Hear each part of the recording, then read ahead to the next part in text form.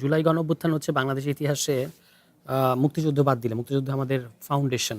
এটা এটা হচ্ছে সবচেয়ে মানে আমাদের গত এই জনগোষ্ঠীর 200-250 বা 500 বছর ইতিহাসে সবচেয়ে উল্লেখযোগ্য এবং সবচেয়ে মানে ফান্ডামেন্টাল ঘটনা। এটাকে যদি আমি একপাশে রাখি, এছাড়া গত 70 বছরে আমাদের এই অঞ্চলে যে সকল গণ আন্দোলন কিংবা গণ অভ্যুত্থান হয়েছে তার মধ্যে সবচেয়ে তাৎপর্যপূর্ণ গণ অভ্যুত্থান হয়েছে জুলাই গণ অভ্যুত্থান। কিন্তু এটা সবচেয়ে অভাগা গণ অভ্যুত্থানও, কারণ এটা 1 বছর না যেতেই এটাকে নানাভাবে আপনার বেহাত করার জন্য অনেক ধরনের প্রচেষ্টা আমরা দেখেছি। এবং এমনকি যে সরকার গণ অভ্যুত্থানের মধ্য দিয়ে ক্ষমতায় এসেছে তাদের শাসনামলেও আমরা এই ধরনের নানা প্রচেষ্টা দেখেছি।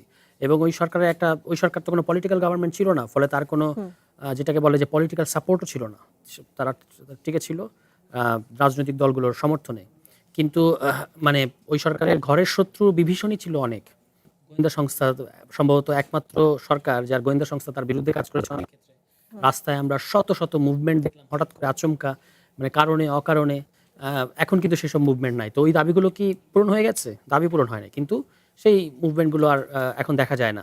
কিন্তু এখন আমরা যখন কিনা এখনো জুলাইয়ের আহ, চেতনা তো একটা ধারণা, কিন্তু যেগুলো মূলত হওয়ার কথা, যেগুলো ডিউ, যেগুলো আপনি করার কথা, সংস্কার এবং রাষ্ট্র কাঠামোর সংস্কার, অর্থনৈতিক সংস্কার এবং অন্যান্য, সেগুলো যখন এখনো ডিউ, তখন কিন্তু আমাদেরকে এটা নিয়ে আলোচনা করতে হচ্ছে, যেটা কারা বিতর্কিত করলো, কেন বিতর্কিত করলো। আমি মনে করি থেকেই এস্টাবলিশমেন্ট এবং প্রভাবশালী রাজনৈতিক দলগুলোর মধ্যে ছাত্র নেতৃত্বকে আন্ডারমাইন করার একটা প্রচেষ্টা ছিল, তাদেরকে খাটো দেখানোর একটা প্রচেষ্টা ছিল, হ্যাঁ, এবং কৃতিত্ব নেওয়ার ভাগাভাগির করার একটা প্রচেষ্টা তাদের মধ্যে দেখা গেছে। এটার কোনো দরকার ছিল না, কারণ এটা আমরা সবাই জানি যে গণ অভ্যুত্থান কনসেপচুয়ালি এটা সবার অংশগ্রহণে হয়েছে, সবার এটা মালিকানা।